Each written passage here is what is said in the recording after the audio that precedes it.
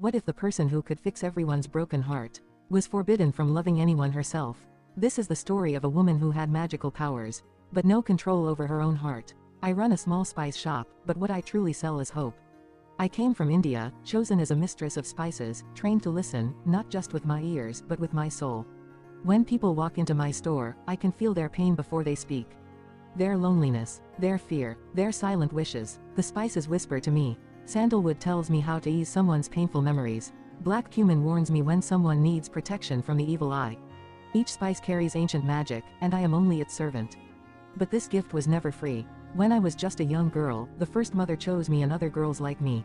She taught us that the spices are powerful and dangerous. She warned us that if we ever disobeyed them, the consequences would be severe. I was given 3 rules that I must follow for the rest of my life. I must never leave my shop.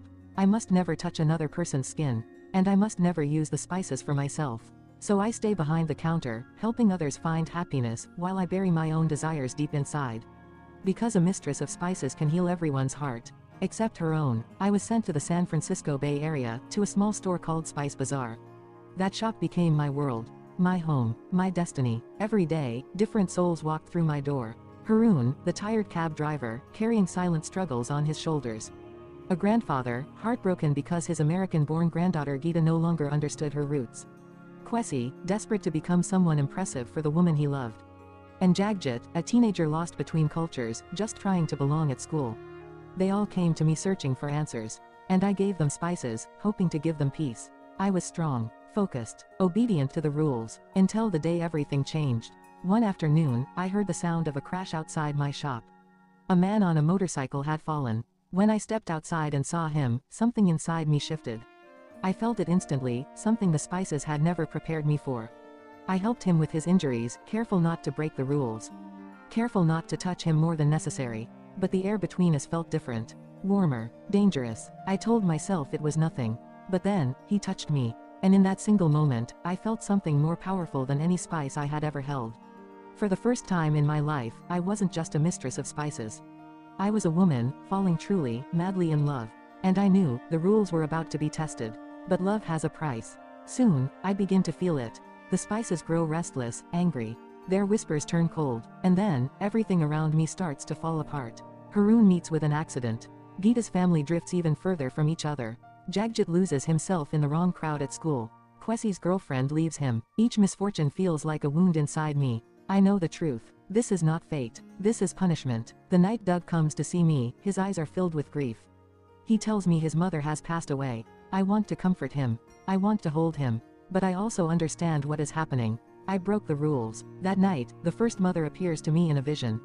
Her voice is stern. She reminds me of my duty. She tells me I chose a man over the sacred spices. And she is right. I decide I must return to India. I place a notice outside my store, a closing sale. If I must leave, I will at least help my customers one last time.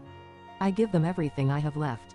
Then I make a final promise to the spices. Just one night, one last moment as a woman who loves. I close the shop, and go to Doug. For the first time, I allow myself to feel without fear. To choose my heart over my duty. Before dawn, I leave him a note. I tell him I cannot return. That this is goodbye, but my love for him will remain, truly, deeply, forever. Then I walk back to my shop. I stand in the center, surrounded by the very spices that shaped my life. I light the fire. The flames rise around me, not as destruction, but as surrender. A final act of devotion to the magic I was chosen to serve. Because I believe that a mistress of spices does not belong to herself.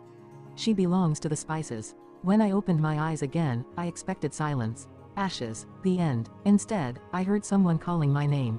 Doug. He had come searching for me. When he reached the store, everything was destroyed, shelves broken, walls cracked. It looked like fire had consumed it. But there were no flames. No smoke. An earthquake had shaken everything.